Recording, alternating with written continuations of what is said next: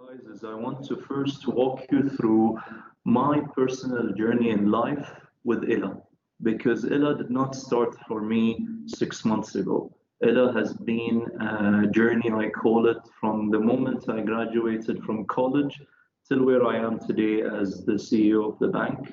And then I'm going to walk you through a little bit of the stuff of why I joined Ella, because it really reflects my kind of journey in life so far since I left college. And then I'm going to end it with my kind of lessons learned that I'd like to share with you guys today in terms of how I reached to where I reached and my definition of success and what it takes to be successful. So let me start off with why we chose the name Elara Bank. So when we started off the journey, especially me, so I joined ABC, like Dr. Sra said, 5 years ago in 2015. I had just come back from the US where I spent many years, around 10 years. I spent 4 years in college and then 6 years working in investment banking, mainly doing technology banking, although I was never a technology banker. You may ask me why. The reason was when I graduated from college, it was 2008. The world was falling apart. There was the financial crisis due to the subprime mortgage loan situation in the US. People were struggling to keep their jobs in financial services. And there was an indication that technology was on the verge of the next big thing. I think if you guys remember, I think the first iPhone came out in 2007. And I think to me, 2007 is quite a key year in the, let's call it, historical landscape of technology, because it was really the first year that the smartphone became a dominant platform for all kinds of services, whether it was the way you made a phone call, the way you made a video call, the way you made a SMS message, the way you accessed the internet. So 2007 was a key year. I graduated 2008.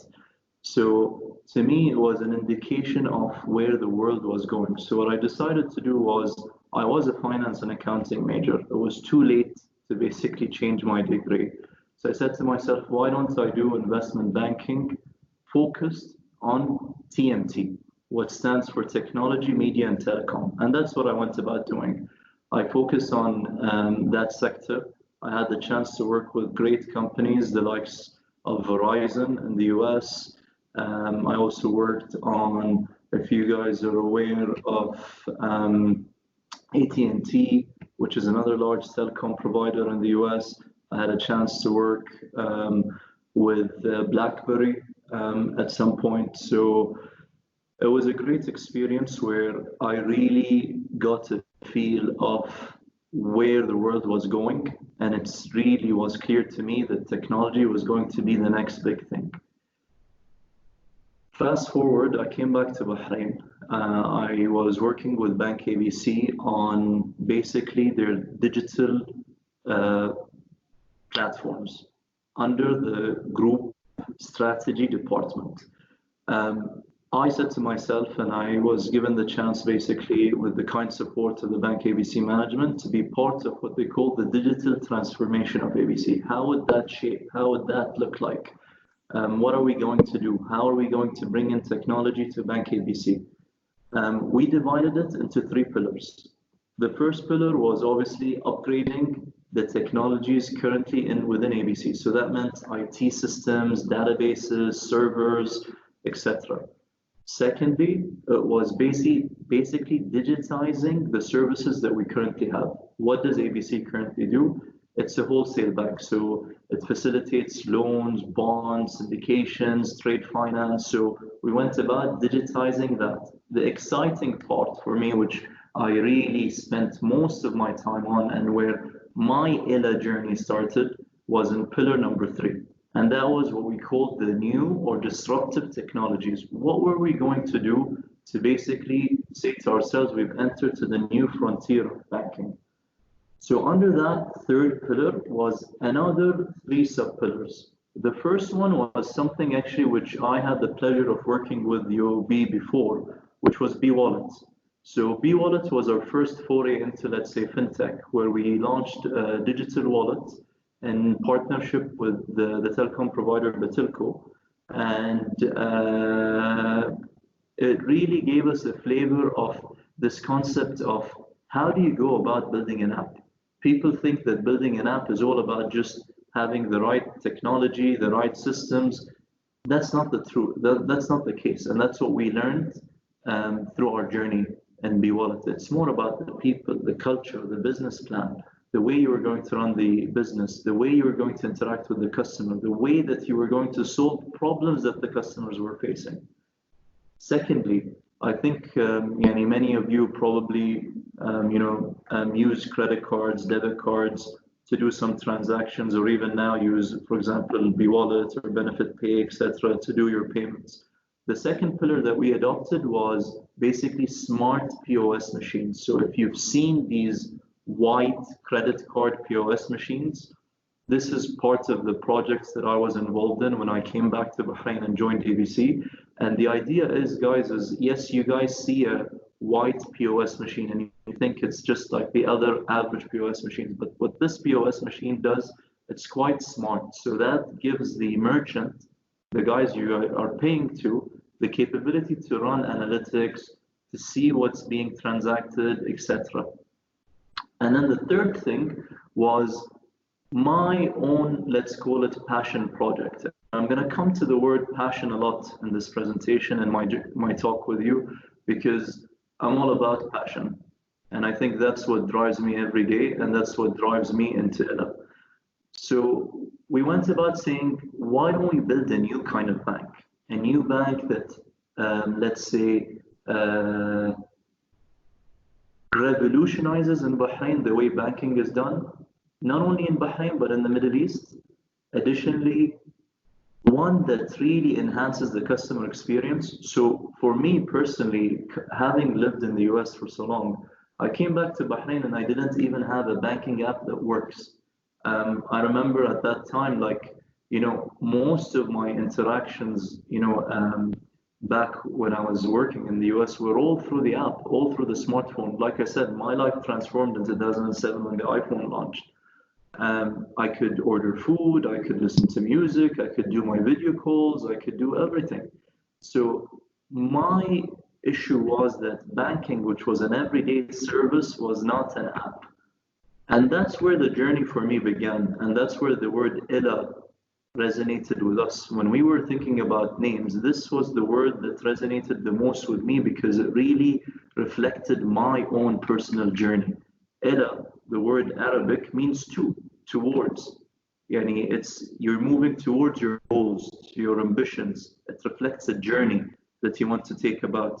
And that's why we decided that this was the best suited word for us, because many of us, including me, that came about early on in the project, each one of us had his own path to the way they came here, and each one of us had his own understanding of the journey that they wanted to take within digital, within technology, within banking. And we all said to ourselves is that this not only will reflect us, our own passion towards developing where we want to be, but it's more also around to where we want the customers to go. The customers at the end of the day are at the heart of what we do, and we want them to come with us on this journey, which we're calling Ella, which has just started.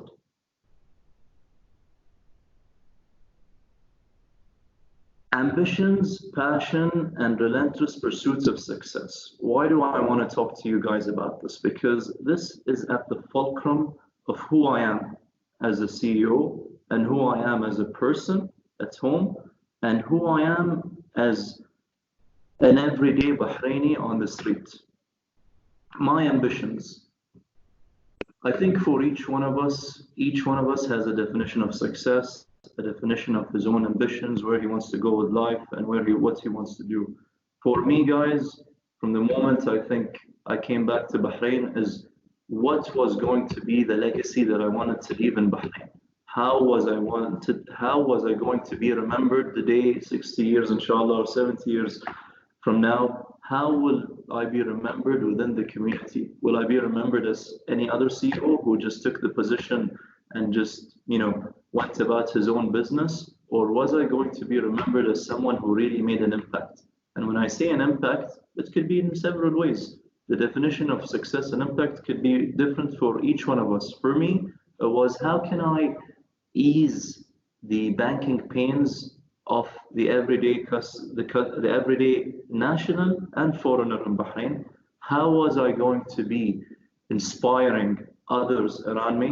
When I say inspiring others around me, the team that I was going to lead to become future leaders, and also people within, let's say, the university schooling systems like you, who I believe in each and every one that has his own great potential to achieve stuff. And then thirdly was, what kind of impact did I want to leave in the GCC and the Middle East on Bahrain? I think people will say this to me, you're a very nationalistic guy, which I admit. And each one of us has his own definition of how he wants to go back and give to Bahrain. My issue is when I travel, when I lived abroad, I always used to hear about other countries around us. These guys have, big buildings. These guys have big planes. These guys have, a lot of money. These guys have great apps. If I asked you guys, where was Kareem born? You guys are all gonna answer the country that was Kareem born in. If I said to you guys, where was Souk.com, Noon.com, you guys are all gonna know where that was born. Not only here in Bahrain, but around the GCC and the Middle East and even the world, they will know where that is. Why can't we have the same thing in Bahrain? And that's what I want to have. I want to go back to where I used to go in the US, to my friends, to the people I used to work with, and I want them to say, oh, Ella, I know about it so much. I've seen it. There must be something great about Bahrain that makes Ella tick. And that great thing that I want people to talk about is all of us in the call, which is the human capital in Bahrain. I'm a strong believer. I've had the opportunity and pleasure to work with people from all around the world with so many different nationalities, which has been tremendous to my career. But I can tell you guys that the human capital in Bahrain is as good as it could be anywhere in the world. And I really believe that with the right, let's say, training programs, the right educational programs, the right opportunities, these are all within your grasp. And that's to me the ambition that I'm set about. And then the word passion is what drives me. This passion that I'm obsessed with, that I want to achieve, is what basically day to day drives me. And that's why I called Ella my passion project. It's because what really basically hits, let's say, the heart to me, which is I wake up every morning and I say to myself, how am I going to advance not Ella, but the cause of Ella, which is a greater thing to me. It's not about how many, how much revenue I'm going to make or how much, let's say, net profit I'm going to make. That will come secondary. Once you focus on the customer, once you focus on your cause, once you focus on your vision, that all comes later on. The relentless pursuit of success is, people sometimes react negatively to this, but I'm very adamant about this when I say is you gotta be paranoid about what you want to do in life, and you gotta be relentless in going after it. Dreams don't go to bed in the weekend, and they don't go to sleep at night. That's what I'll tell you. Vision and values is like I said. I have the picture of the flag and a guy with the telescope because what I say to myself is, and I always say this to my team and people around me, is we want to raise the flag of Bahrain, not only in Bahrain, but in GCC, the Middle East, and even the greater global framework. Why can't Ella operate in different countries around the world? We have the right framework, we have the right team, which is amazing. We have the right support from our very, very, very supportive ABC management, and we also have the right support from the government and the ecosystem in general in Bahrain, from regulators to, let's say, community. And then at the end of the day, it's about the values that we carry with, and the value for us mainly is the customer. How are we going to please all of you guys? If I hope many of you on the call here are Ella customers, how am I going to make your experience much better? And your experience being much better is not only about basically giving you, let's say, rewards or let's say free stuff. No, it's about how am I making your life much easier? How is the app really becoming integral to, let's say, the moment you wake up to the moment you go to bed? How am I becoming part of your everyday fabric? And that's the value that we want to associate ourselves with, is I want to be part of your everyday life. And if I do that, I know that my vision of that we've set about for Ella is there. Team and human capital is something I mentioned before. So team and human capital is something very important, and like I said, very dear to me.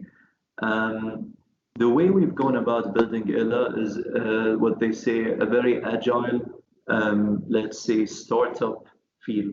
It's been an amazing journey. I remember when I first started off, I was actually employee number one. I remember sitting in ABC in a cube when I got the phone call from the deputy group CEO of Bank ABC, Mr. Saad Al-Wari, which really changed my life now looking back at that phone call 3 years ago, where he said to me, listen, I think we're determined to do this bank. At that point, it was called actually Bank ABC Neo Bank because we didn't even have the name Ella. And I want to build it. Are you in? I completely said to him, listen, I'm definitely in. I'm all for it. But I have one simple ask, if I may, is that we really work closely on who we were going to bring into the team, and that how the culture was going to be shaped was going to be crucial for our journey. Because if I think this term or phrase is used a lot, culture eats strategy for breakfast, and I really believe in it. I think the one defining thing for me, if you ask me what makes Illa so great, is the team. We have a great team, very diverse. We've got around, I believe now, almost 90% under the age of 40. So a very young, vibrant team to all of you on the call, which sends a message, right, guys, is that, and I always say this is like, sometimes they say, with age comes wisdom and experience, which is definitely the right thing, but there's nothing like, passion, the desire to succeed, الشغف والحب العمل ما يجي بالعمر. It's something that's ingrained in you, and you have it or you don't have it. And if you don't have it, you need to get it. And that's what I'm proud of the team that I work with on a daily basis, is that people are all aligned and supportive and encircled towards one goal and one vision, which is really developing Ella and raising the Bahrain flag, which I showed you on the previous slide. So the team was built from resources all around the world. 80% right now is from Bahrain, but what makes Ella so, I'd say, unique is that we've had a very diverse nationality base. I think more than 45 countries have worked on the app and in the journey, and that's what makes, I think, even Bahrain great, is that Bahrain has always been a trading hub in the past. If you look at our history, a trading hub that people from all around the world came to. And another thing that we wanted to define with our journey is to say to people that Bahrain is a center for fintech, technology, and app for people from all around.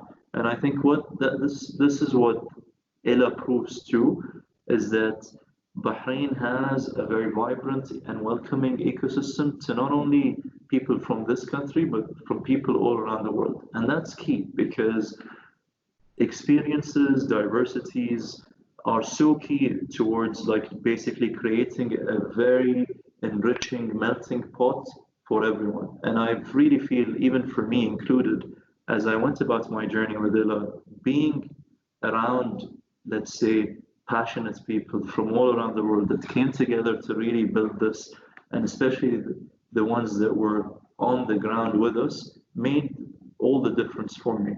And if I had one piece of advice for you guys is always look at, the idea of teams as crucial to your life, whether it's at home, whether it's with your friends, whether it's with school.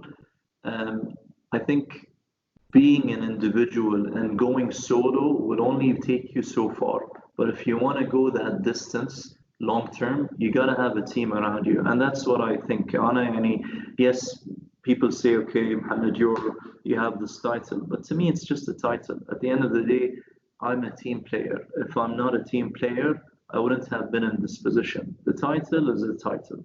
But what makes, to me, the team tick is the camaraderie that we have and the way that we are all set about going and achieving things together.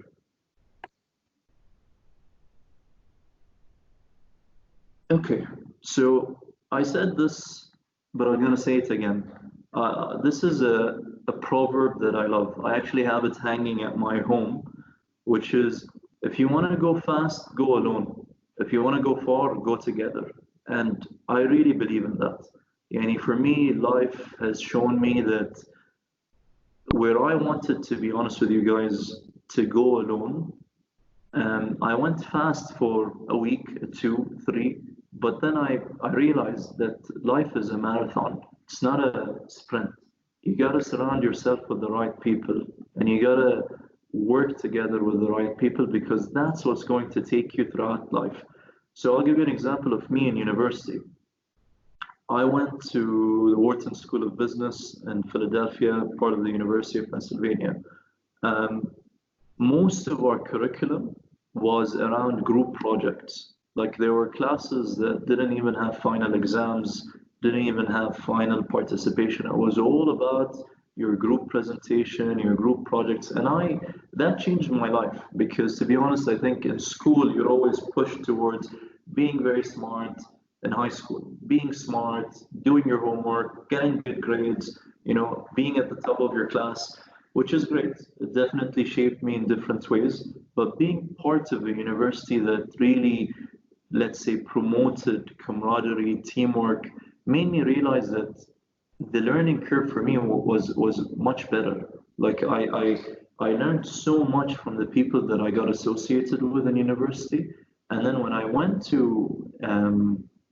work, I realized too that in any work environment, and I worked with many different company guys. Like I've seen when I was in the US, even though I worked as a investment banker, I had the role of basically advising companies. So I would go and spend months with companies and their headquarters. And I went to companies all around the US and even in Europe.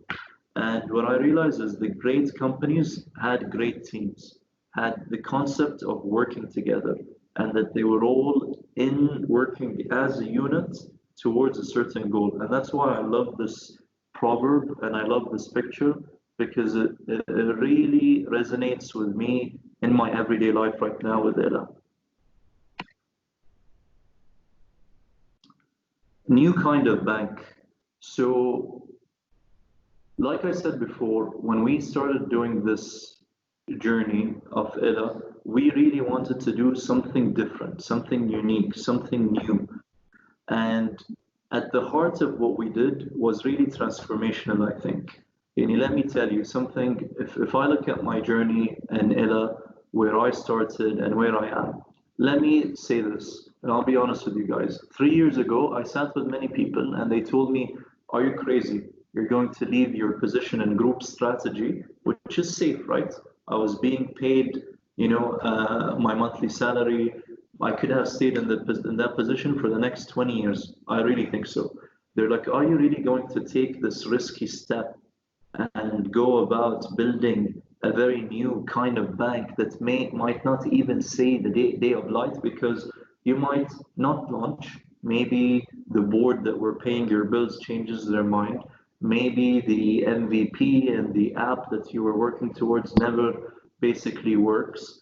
These were all things that were being fed to me by the people around me. Some were colleagues, some were friends, some were people from the community. And yeah, I say to myself, now I look back and say, I'm glad you guys know what, I stuck with my passion. I knew that deep down, this was what I wanted, and this is what I wanted to fight for every day. So I went about doing it, and I believed in this new concept of a bank. And now, fast forward to where I am today. Luckily, I've been, supported by Bank ABC to be in this position, which I'm very grateful for. And then also the successes that we've seen so far with the bank has been very, very heartwarming to me and to the entire bank, and really reflects for me on my own personal journey, is that my concept of what I wanted to do as a new kind of bank really is working. And when I see other banks in Bahrain and within the GCC giving me phone calls on what are you doing, what are you trying to do, it means I did something. And it means that the belief that I had where I started 3 years ago is that it's paying off. So my takeaway from this slide is, if you have something new, don't be afraid. It might work, it might not work, and by the way, my journey in the last 3 years to get to this new kind of bank, I say to this is, and one of my mentors said it to me at that point, says, get ready, it's going to be a whitewater rafting race. The waves will be with you, the waves will hit you, the waves will take you sideways, there will be days that you think you're drowning, but overall you need to stick the course and stay passionate, and you're going to get there. So if you have a new concept, a new idea, wherever it may be, in whatever sector, go after it. I've been told that some of you guys on this call have, computer science, IT, information security background. So what I also wanted to say to you guys is technology is really changing consumer behavior. And because consumer behavior is changing, it's really giving you guys all on this call a chance to do these new things. The way that the consumer is digesting information, transacting, expressing his opinions is all being changed by technology. And this gives you guys opportunities to, if you have good ideas, if you have new ideas, if you have something in the technology field that you want to do, these are all things right now that are, let's say, the time is now. So for example, I just have a few things, I'll run through them quickly, which I notice. Customer attention is decreasing due to increased choices, and content online is decreasing customer attention.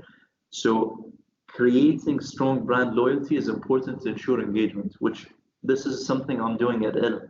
I'm ensuring that my brand, in terms of its vision, values, loyalty, is quite strong. Because right now, what does it take for you to change a bank? Almost nothing. What does it take for you? For example, I'll just give you an example. Maybe you have a favorite type of yogurt that you get from the store, or a type of milk, or a type of soft drink. It doesn't take you much to do research online. Oh, this has less, for example, non-nutritious stuff, so I'm going to change. So the online world has made your choices very easy to do. So that means that gives you an opportunity for creating a new brand. Consumers expect personalization.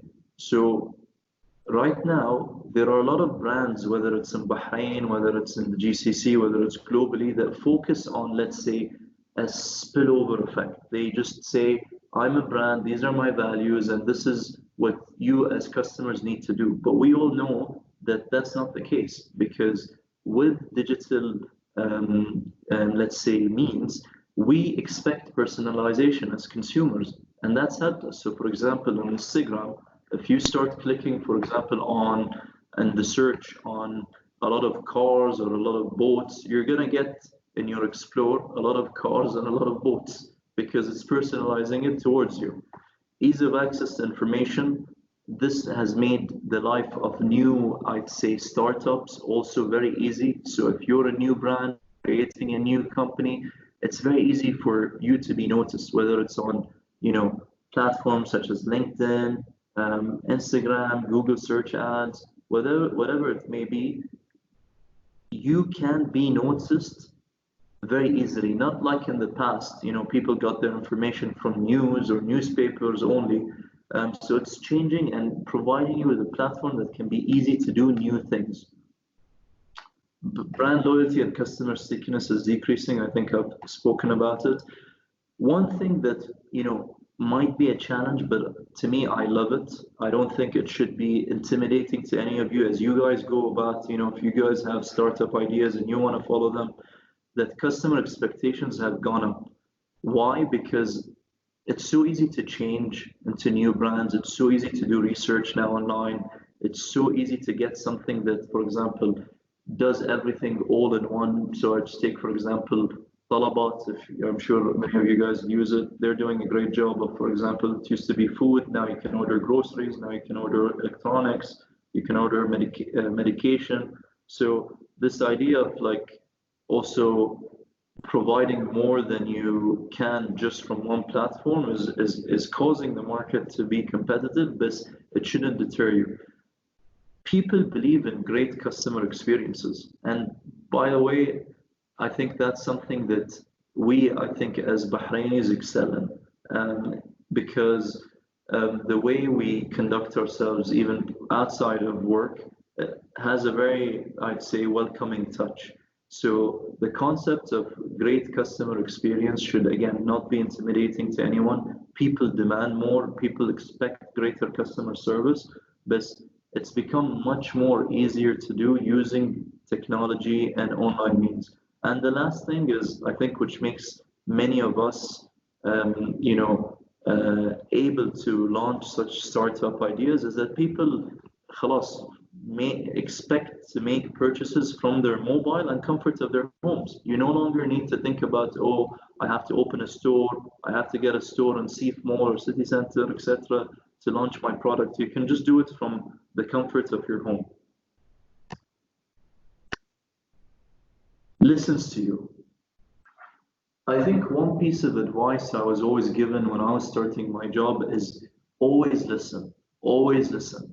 No matter how much you are, let's say, adamant about your passion, your goals, your overall, let's say, career path, what you wanted to do, listening and digesting information is very, very key.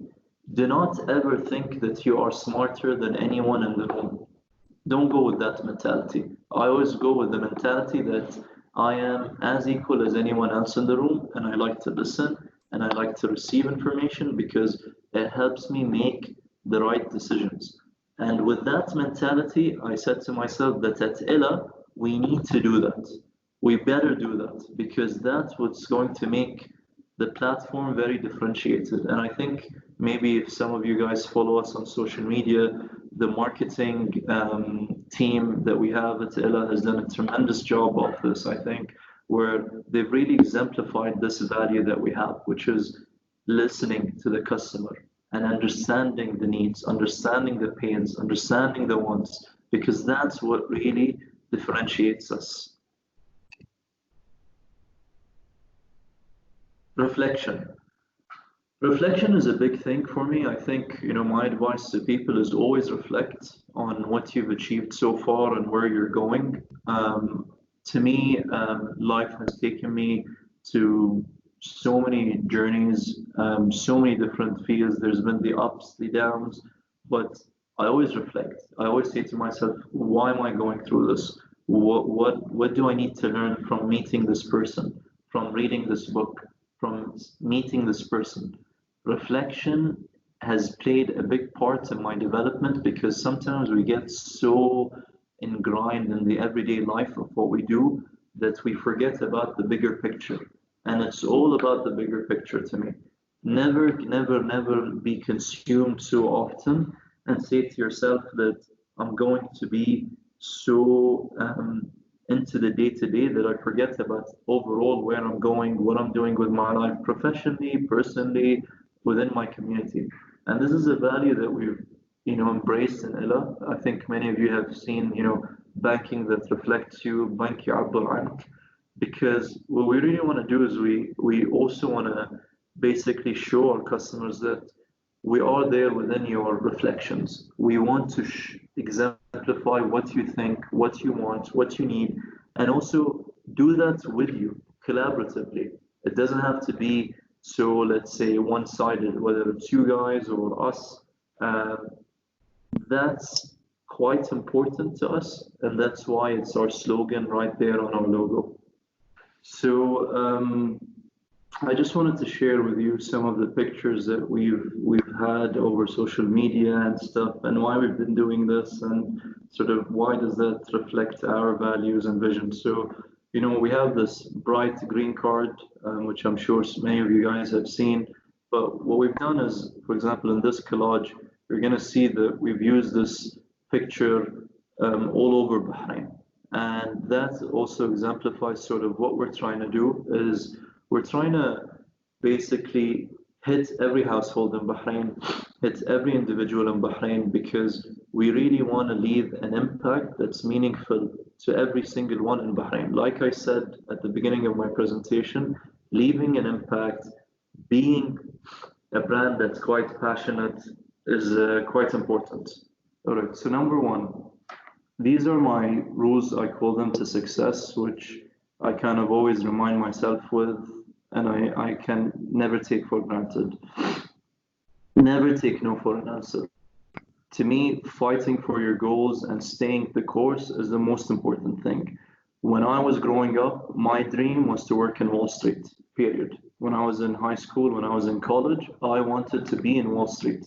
Yani, for me, graduating from university and not having the first job in Wall Street was going to me personally at that point, as a, let's say, 20-year-old, it was going to be a disaster. And I got rejected, guys, 11 times. I'm not going to kid you. I got 11 rejections in interviews when I was in Wall Street. And it was quite tricky because I was also graduating during the financial crisis, which even made the opportunities of me getting a job much harder. But guess what? The 12th opportunity worked out, and it turned out to be one of the best experiences I've ever had in my life. I could have given up at the 6th rejection, at the 7th rejection, at the 8th rejection, but I didn't. And I kept on hustling. I kept on, calling on people, going to websites, sending emails, going to career fairs, trying to meet people. And at the end of the day, something worked out, and I joined an organization that really early on, Perella Weinberg Partners at that point was 20 people when I joined in 2008. And we grew, by the time I left, we were 600 people in 10 different countries. So it worked out beautifully for me. But I always say to myself, if I got that rejection call and said, "Khalas, I'm giving up and I'm coming back to Bahrain right after graduating," what would have changed in my life? Two, wake up every morning knowing exactly what's your purpose and what sorts of impact you want to leave on your friends, family, community. That's something I shared with you guys early on, of sort of what I wanted to do within my community in Bahrain. And basically, it was leaving a legacy that said this guy was able to inspire so many others to follow their passions and dreams and startups, whether it be in technology or anything else. Secondly, was able to develop a talent pool of future leaders. And third, and most importantly, he was able to bring Bahrain to an international level within his field and was able to give Bahrain recognition for that. So that's the purpose I have, that I always revisit in the morning when I'm doing my morning run or my morning workout, and keep on reminding myself of that's what drives me into work. Third, everyone has his own unique definition of success. Don't get intimidated by what others define as success. So I'll give you an example. Some people might say, okay, having the best car is my definition of success, or maybe having the biggest building in the world is the best definition of success. My definition of success is am I impacting positively my country, Bahrain? What am I giving back? How much am I giving back? That to me is the way I define my success, and I'm comfortable with that. So you need, and it's hard, by the way, it's not an easy thing to say to yourself that that's my definition of success and I'm going to stick with it, because usually what happens in our society is that we are intimidated by what others are doing, and we're also influenced sometimes, unfortunately, by what, let's say, people in our immediate family or communities are doing.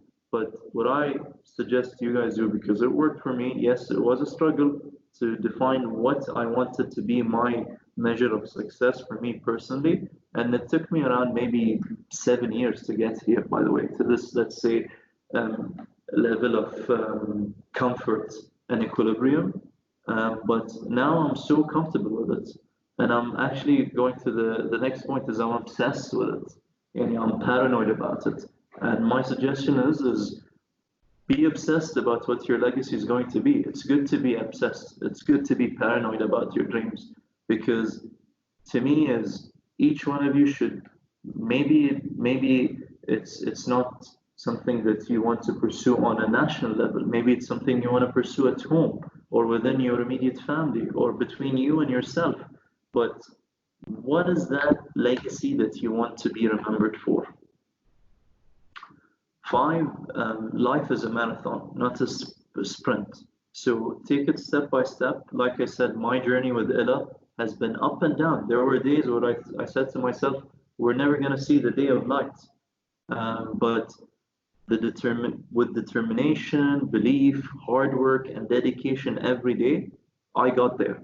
And by the way, I don't believe, and I disagree if someone tells you, oh, it's okay, your goals and your dreams can wait a month or 2 months and, just put them on a shelf. To me, no, it's an everyday job. Even if you're not doing them, at least you're thinking about them. This is quite key, and this is something that I always say to even the people that are very close to me that are graduating from university or going through university. In your early years, you have to find the right mentors. It is very, very, very, very key, because I look at my journey has been in life, and I look at my journey in phases. The first 2 years, the first 3 years after that, the 4 years after that, I always associate them with mentors, with people who really impacted my life professionally and personally.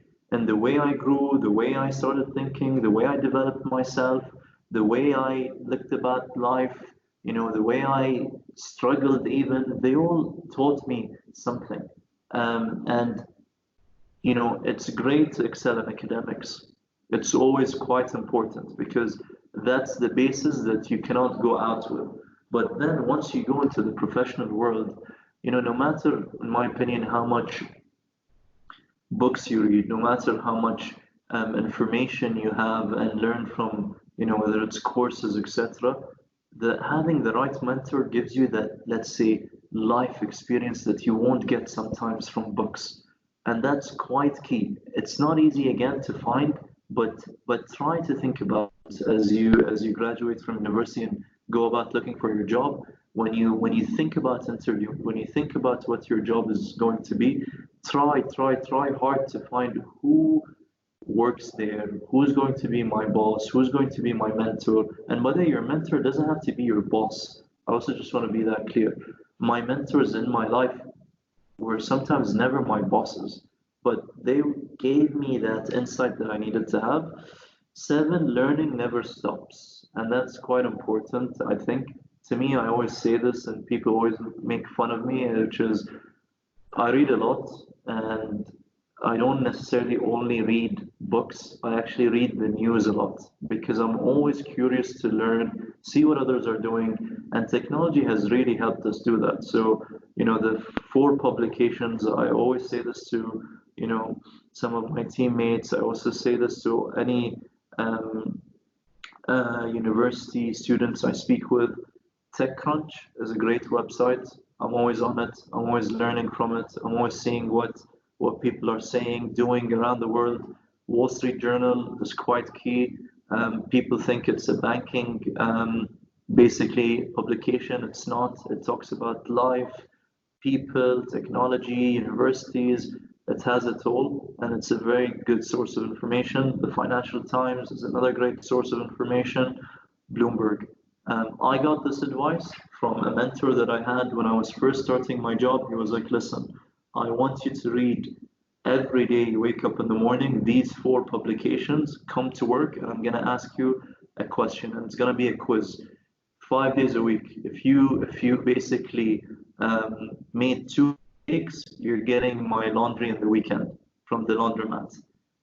So that was one of my bosses when I was first starting off my career. And let me tell you, getting into that habit has really helped me in my career. You'll say why? Because having information and being knowledgeable on what's going on will open up so many doors for you. It's going to be so easy to interact with people and have communication because you have that information. So let's say you go to an interview on, let's say, once you graduate and it's around having, like, let's say, an information security role in a let's say oil and gas company, and that person will ask you, oh, how are oil prices trading these days? Instead of saying I don't know, or I'm just an information security guy or an IT guy, I don't need to know what oil prices are. You're gonna be able to speak about them because you've read the news, you've seen what oils is behaving like, and you can give that information in the interview, and it's gonna make a difference. And I've learned that so many doors and so many connections and so many, let's say, difficult meetings I've had with people where I needed to loosen them up or soften them up have come because of this habit. Every inch matters in life. Do not give up on any single inch you want to get to your dream. I said this before, your dreams don't go to sleep on weekends or at night. Even if you're taking a break, which you should, and I encourage people to take breaks and enjoy, but think about them in the back of your mind. Don't think that not thinking about them will not help. I do most of my workouts and runs. I'm a runner, so most of my workouts and runs are in the morning, and I love it because I actually do a lot of, let's call this, thinking and reflection, and when I was going to plan my day through the morning.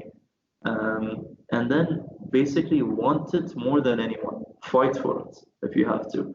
Like, if you want something, if this is your dream, if this is your passion, if this is what you want to do, you need to win. You need to want it more than the person next to you in order to get it. And that's the philosophy I've always taken in life and even in sports. I'm a big sports person, and I really feel that, like, that's what sport has given me, is you gotta want it more than anyone to win, and that every single inch and every single, let's say, movement that you make matters.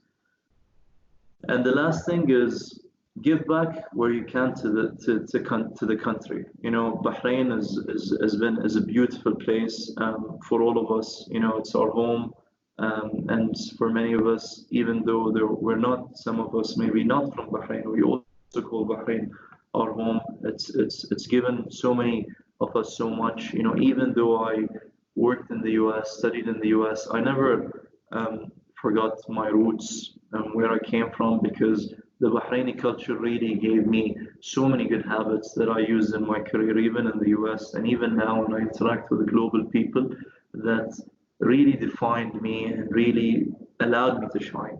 So my opinion to you guys, my suggestion is, as you go about thinking about your careers, as you go about thinking about what you were going to do with your life after graduating, or even now in college, think about how much Bahrain can be a better place for you, your families, your friend, and the entire community if each and every one of you excelled and shine in his own journey and his own, let's call it, passion project.